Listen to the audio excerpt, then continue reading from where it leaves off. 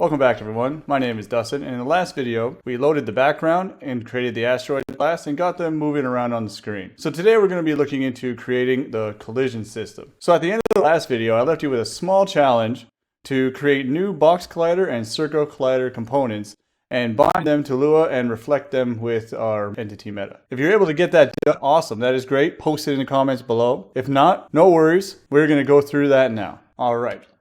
So the first thing we're going to want to do is go into our Scion core and create two new components, the BoxCollider component and the CircleCollider component. So let's do that now. So add new, and we'll go BoxCollider component.h, and we might as well go back and add in the CircleCollider, new, CircleCollider component. .h. Awesome. So let's go back to the BoxCollider component and let's open up another component just so we can remember what we called them. All right, so we had Scion core ECS. That's what we called it. So let's go back over here and in our BoxCollider, add that in, copy this, and to our CircleCollider, add that in as well. Now let's go back to our BoxCollider component. What are some things that we're going to need for our BoxCollider component? First thing we're going to need is create a struct and call it BoxCollider. Should we call it component? Yeah, we'll say component as well. BoxCollider component.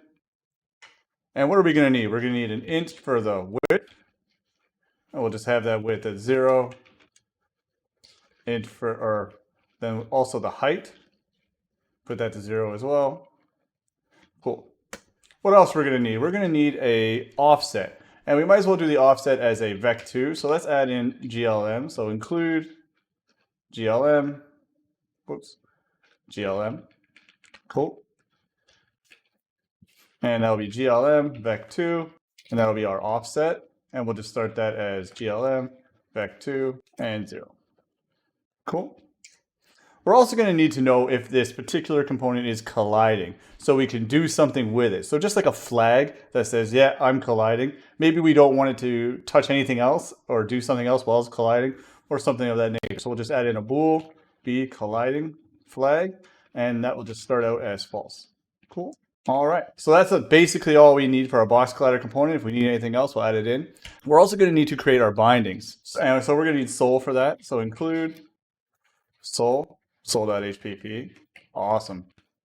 And down here, that's just a static void create Lua BoxCollider.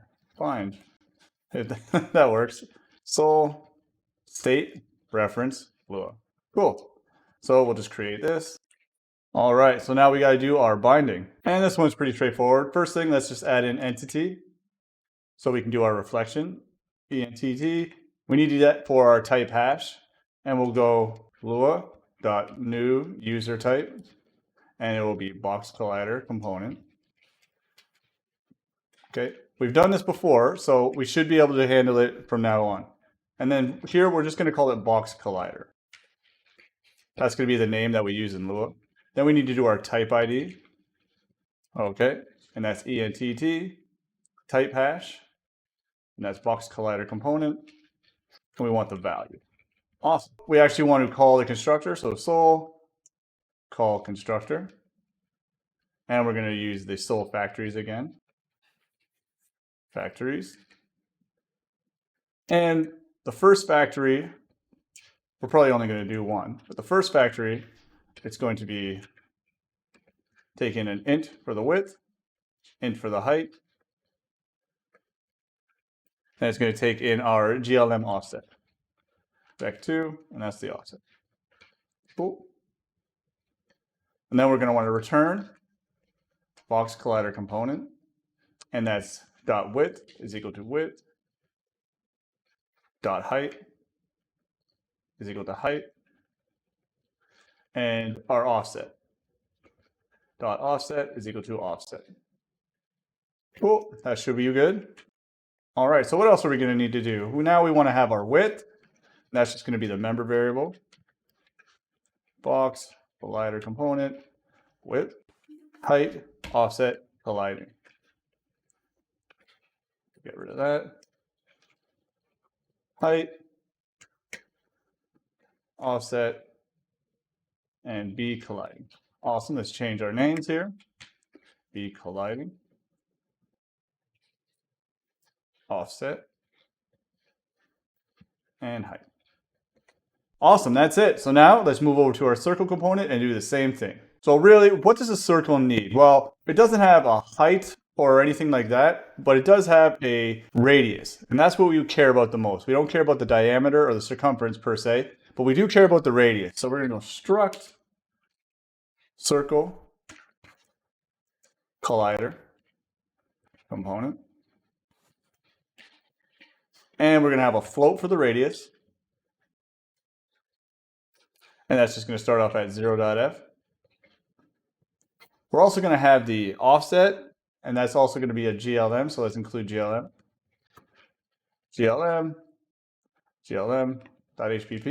And we're going to need sol as well, so we might as well put that in. Sol.hpp. Cool.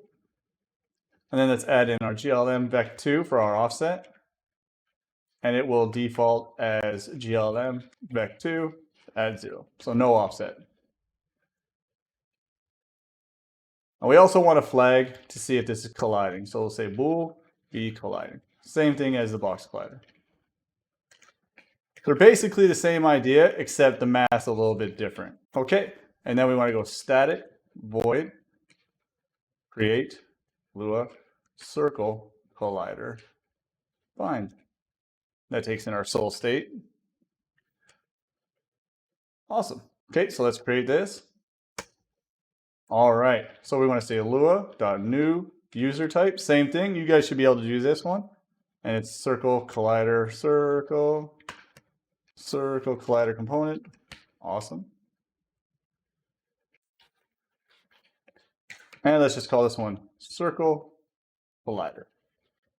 And we want our type ID. That's, we need to add an entity up here.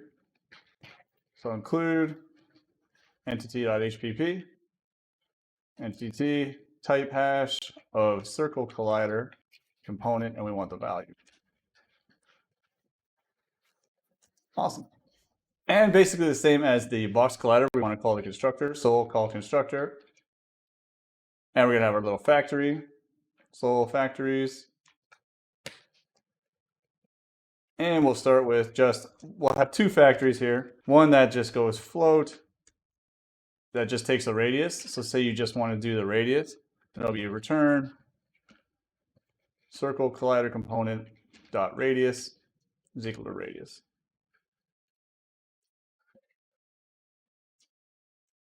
Awesome. Cool. And we'll do another one that takes in the offset if you want to use an offset. So we'll go float, radius, GLM, vec2, offset. And then we say basically the same here, just copy this. We don't need another one after that. And then our dot offset is equal to offset. Dot offset is equal to offset. But you got to put a comma after radius. Cool. Now we want to get our radius. So radius, that's also just a member variable. So that's our CircleCollider component, radius. And then we're going to want the colliding and offset, or offset and colliding. So offset and be colliding. Be colliding. Cool. Be colliding. Awesome. And then our offset. All right, and that's it. So that's it for those two components. So a quick overview of what we just did. For the CircleCollider, we have a radius, an offset, and a flag to see if it's actually colliding at the moment. And for the BoxCollider, we have a width, height, offset, and a flag as well. Okay, so now that we have these created, we need to go and actually bind them with Lua. Actually call this function to bind them. Because right now we're not calling it. Then we also need to reflect it, but that's all done in the same area, so we can do that there. So let's go into our scripting system here. Cool. And let's add in our components. And it's BoxCollider component, and circle. CircleCollider component. Awesome. So now that we have those, we can go down here and we can call our BoxCollider component, create Box Lua bind, and then the same with CircleCollider. We can just do this. CircleCollider component, create circle bind. All right. Then here we want to add it to our entity. So BoxCollider, CircleCollider. And we also want to add it to our registry here. BoxCollider and CircleCollider. Awesome. That's exactly what we need to do for that. So let's just build this real quick to make sure if we have any errors, we might as well fix it right now. Awesome. Looks like it built nice. Awesome. Now that we have the collider components, we need to go and add them to our asteroid and ship defs. So let's go into our entity defs, wherever that is. Let's go here, scripts, entity defs. And here we need to add in our CircleCollider component. So under our components table here, and adding in the CircleCollider for us is going to be really straightforward because we're only adding in the radius. Currently, we don't care about offset. That's just an option that we put in there. So CircleCollider is equal to, and we'll have another table. And all we need is the radius.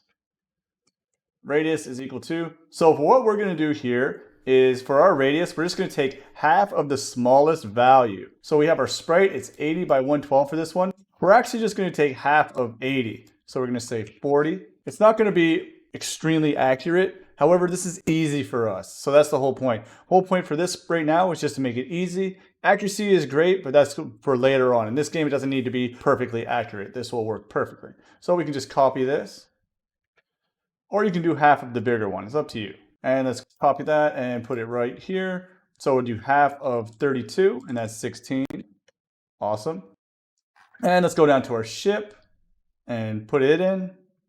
And half of 80, which is 40, and we already have that. Perfect. Okay, so now that we have given them all CircleColliders, we need to add it to the load entity function. Right now, it doesn't know anything about CircleColliders, so this will just be ignored. So we have to go back to our utilities and add that in. So where's our load entity? We can go load entity. Okay, cool. So in here, in load entity, we need to come, we'll just do it right after sprite. So if def.components.now CircleCollider, then and so basically we're saying, is this not nil? So is it there? If it is, we want to add it in. So we just want to go new entity, add component, CircleCollider. Cool. And we need to add this here and this here. Awesome. Let's bring this down a layer as well. Cool. So we have a CircleCollider, and all I want to do is set the radius. So CircleCollider radius. So we go def.components.CircleCollider.radius. That's all we need to do for that one, and that should work for us. All right, so now that we added that in, we can actually go and start a basic collision system. So what we're going to do for this is create a new Lua class, and we're going to call it the collision system. So here in our asteroids, here add new, and we'll just call this collision system.lua. Cool. So it's another Lua class. We're doing everything in Lua right now. Later on, we're going to be adding real physics into the engine, so you can choose to use that instead, or you can choose this simple basic collision that we're going to do for this. All right, so basically the same idea. We're going to want to create a namespace, and we'll call it collision system. That's equal to our table. Then we're going to want to say collision system dot index is equal to our collision system. Cool. So this is a new class for us. Function collision system create, and this is not going to take anything in right now. Okay. Also, currently we won't have any variables for this system. However, we may add some in the future. So for now, we'll just have an empty table. So let's do that now. We'll just go local this is just equal to an empty table. So you can go to do add variables as needed. Cool. But we don't need any right now. So let's set our meta table. Set meta table, this, and so. and return this. Awesome. We're going to need a few functions, and since we're only going to have circle colliders, we will have a function called update circle collisions. Functions update, but we want this to say collision system, sorry. Collision system update. And inside of here, we're going to actually call our self.update circle colliders, or circle collisions. I like that better. We haven't made that one yet. And if you want to do add box collisions, but we're not going to use boxes for this. Everything is going to be done with circles. So circle collisions. Okay, so let's copy this name here. And we'll say function collision system. And all right. For the update circle collisions, the first thing we are going to do is get all of the entities that have a circle collider. So we'll go local entities is equal to registry dot get entities, and it's going to say circle collider. Awesome. So now that we have the entities, we want to loop through all of those entities. So we go entities for each. And if you remember, the for each function takes a callback.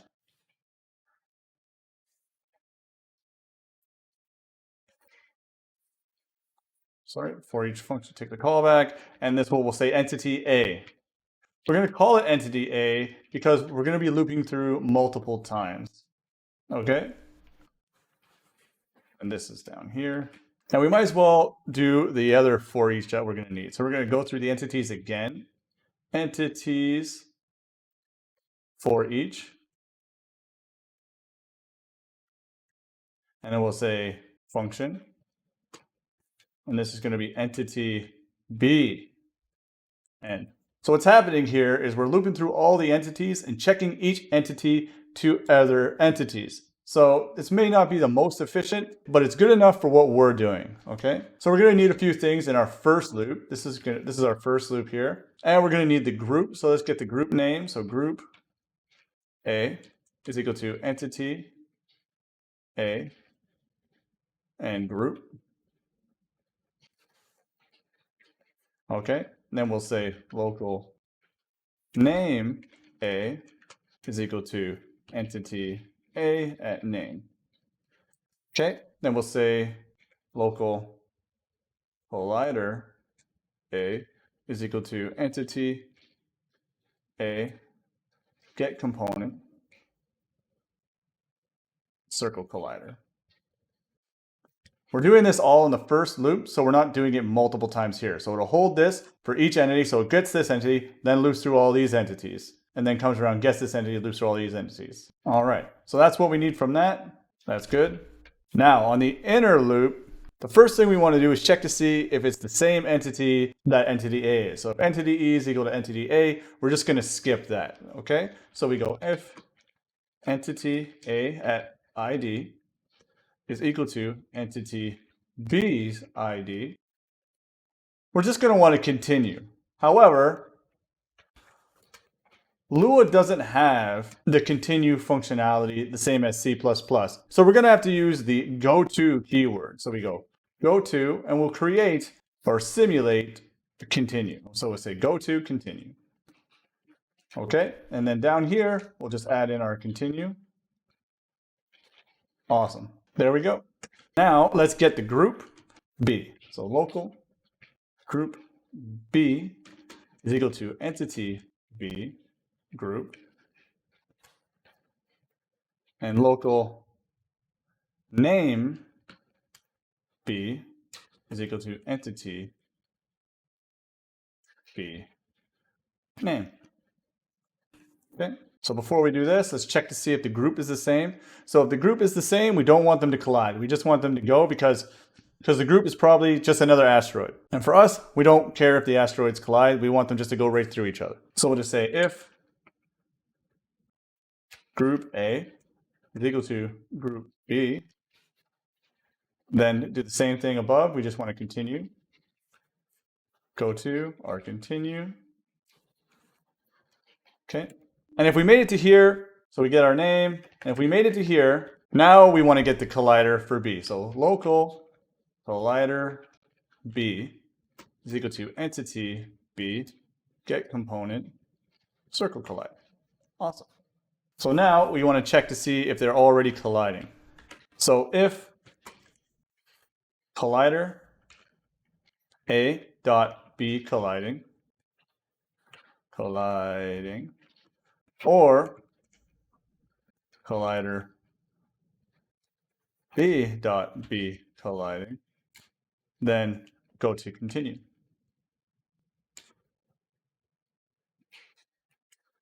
Because if they're already colliding, we're just going to move somewhere else. Let's make this a bit bigger so it's easier to see.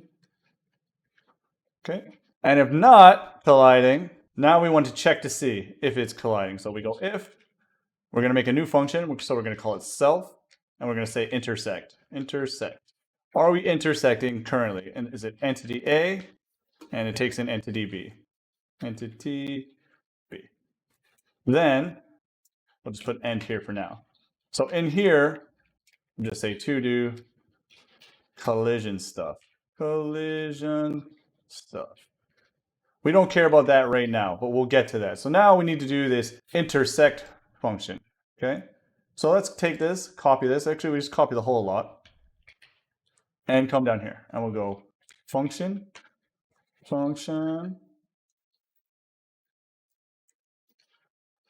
CircleCollider, intersect, entity A, entity B. Cool, that works for me.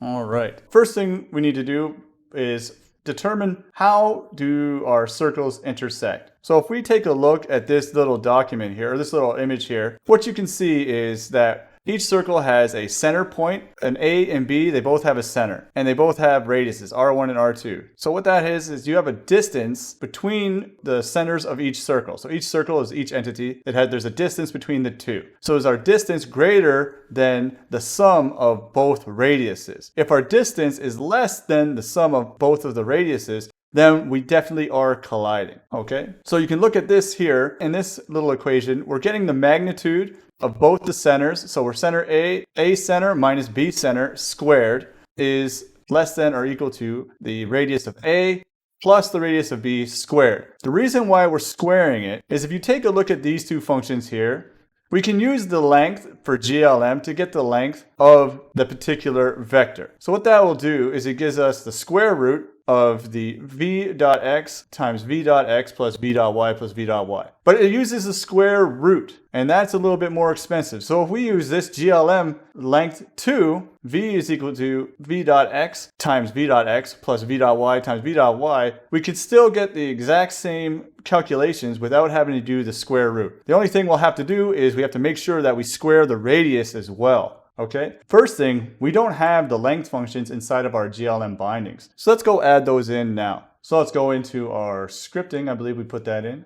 Scripting here and GLM bindings. And we're just going to do it for vec2 at the moment, but we can add it in later for the other one. So in vec2, right here. Okay, we're just going to add in a couple more functions. And the first one, we're just going to add in length, because we might as well do them both. Okay, and that's going to take in a const GLM vec2 reference, and we're just going to call this vec. Oh no, we'll just call it v. And then we just want to return GLM length of v. That's it. So then we're going to do the next one, and we're going to call this one the length squared. Okay. So it does the same thing, however, it takes a length of 2. All right, so let's put this comma here. Awesome. But there's a problem here. The length 2 is not in the normal GLM library. So we actually have to add in another include here, and that's up here. We'll go include GLM slash GTX slash norm.hpp.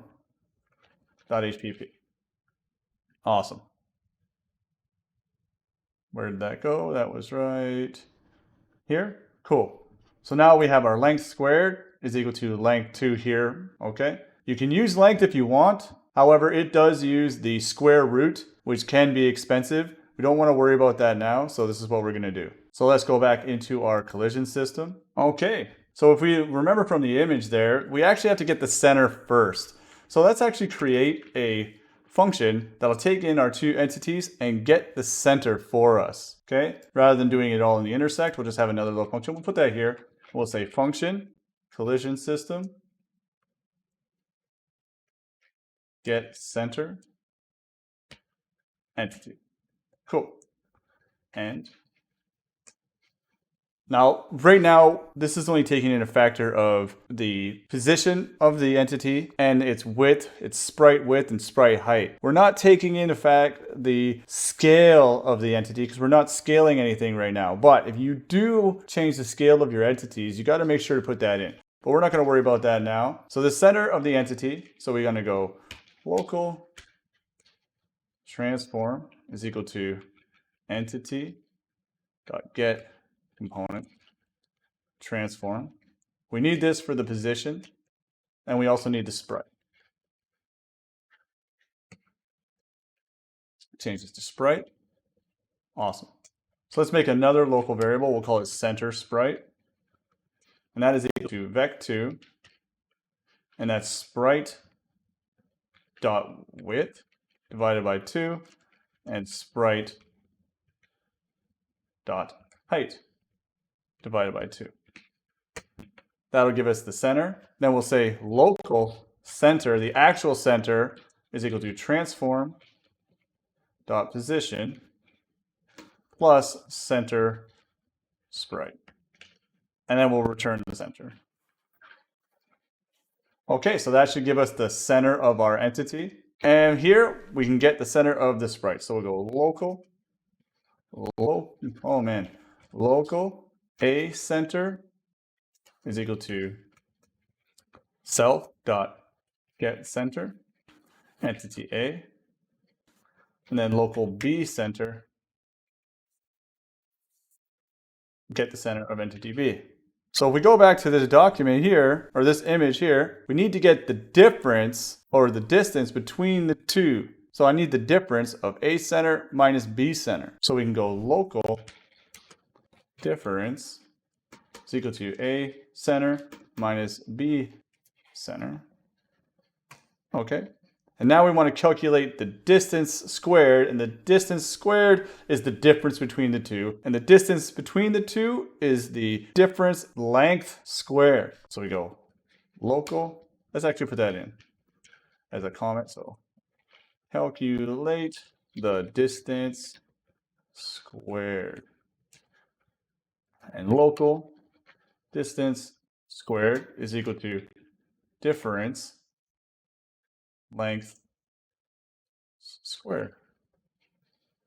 Now that we have that, we need to get the radii of both entities. So we need to go get the CircleCollider for the radius. And we'll go local circle A is equal to entity A, get component, CircleCollider, and we do the same for B, local B, circle B. Cool.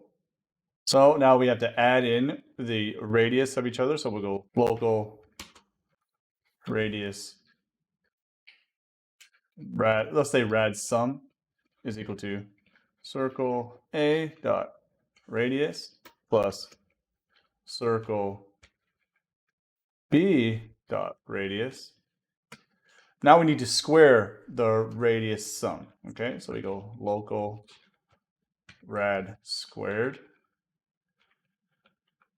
is equal to rad sum times rad sum. Awesome. So now that we have the radius squared and we have the distance squared, we can return to see if it is greater or less than or equal to. So distance squared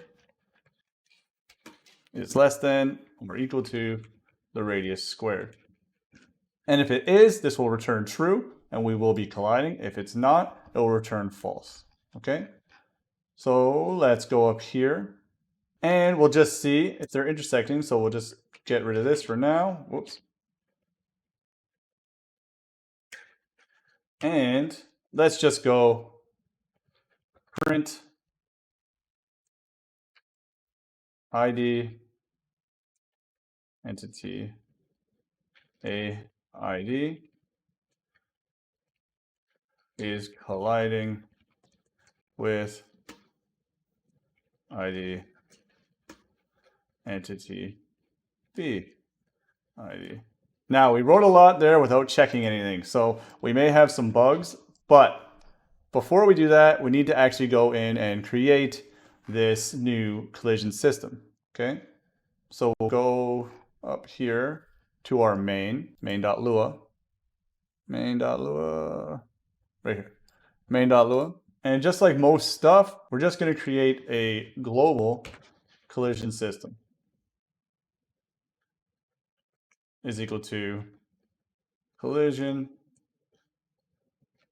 system create. All right, but we can't use this because we haven't loaded it yet. So we want to load this script. Just copy this here and just change this to collision system. That should be it.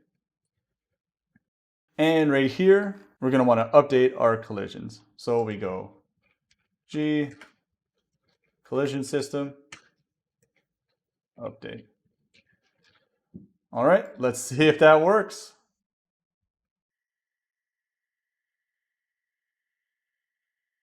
And we got some errors, so let's fix those. So collision system 71, unexpected symbol near equals. So let's go back to collision system 71 here. Yes. So this is minus. Run it again. All right, so it's running. Now let's see if anything collides. And it didn't collide. So now we need to see why. I must have missed something.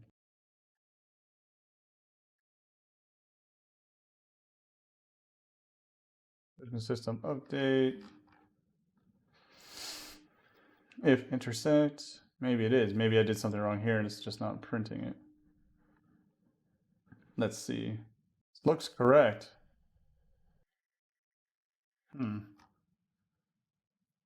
Let's see if we're even getting in here. So print here. It's not even printing in there. So we're not even getting, we're not even making it to there. Oh, it's probably because, yeah, there's nothing to. So it is in there. So it's going in, but we're just not colliding yet. Okay, that's good. The reason why I didn't see it earlier is because we were the only entity. So it's going into the intersect. Let's say print here.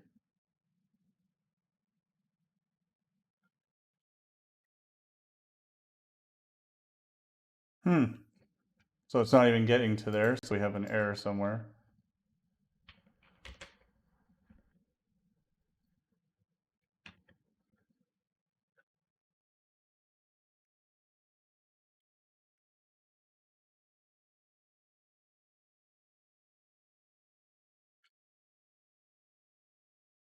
Yeah, so it's still not it's not even calling that at all. What did I miss?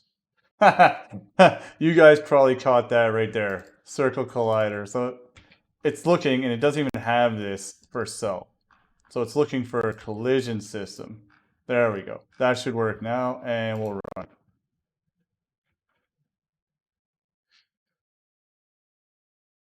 Bang! See, we're colliding. Look at that. Boom, boom. That should collide too. See, they're colliding. Boom. Awesome. All right. So now that we know they're colliding, we need to actually put in some code to destroy these. But before we do that, we want to make the ship shoot some projectiles, okay? Because right now, we can't do anything with the ship. It can just move around and try not to get hit. There's lots of asteroids coming at us, and we're getting hit, okay? And you see how it's only adding in when we're getting hit? It doesn't add in when it's the asteroids because they're skipping each other. So it doesn't care if it's an asteroid. Cool, so we got that in there. So we could start blowing stuff up, but that's for later. So now let's see, how long is this video? So this video has kind of gone on long enough. So we actually got our collision system working. We are colliding, and knows it's colliding. We're skipping, and we're doing it through circles. We've added in our intersection here, our length. We're getting the center and all that nice stuff. So that's good for this video. In the next video, we're actually going to add in explosions and destroying the asteroids and destroying the ship. But to be able to destroy the asteroids, we need to create projectiles. So why don't you guys think about what a projectile is going to need? It's going to need a direction, and try to do it yourself. So this is a little challenge. Create a projectile Lua class. And we're going to basically need something that holds them. They have a lifetime, and it'll update the projectile. So kind of like, you know how we did the asteroids here in utilities, where we created our asteroids. Basically, it's a holder.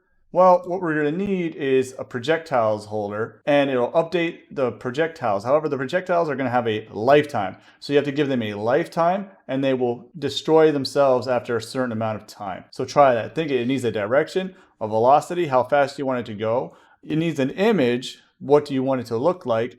So you need to add in a new picture for your projectile, or a new texture, sorry. And it's going to need so for the lifetime, use a timer. So we created that timer class, and try that challenge yourself and see what you can do, see what you can come up with. And if you can get it going, great. If not, we'll go over that in the next video. All right, take it easy.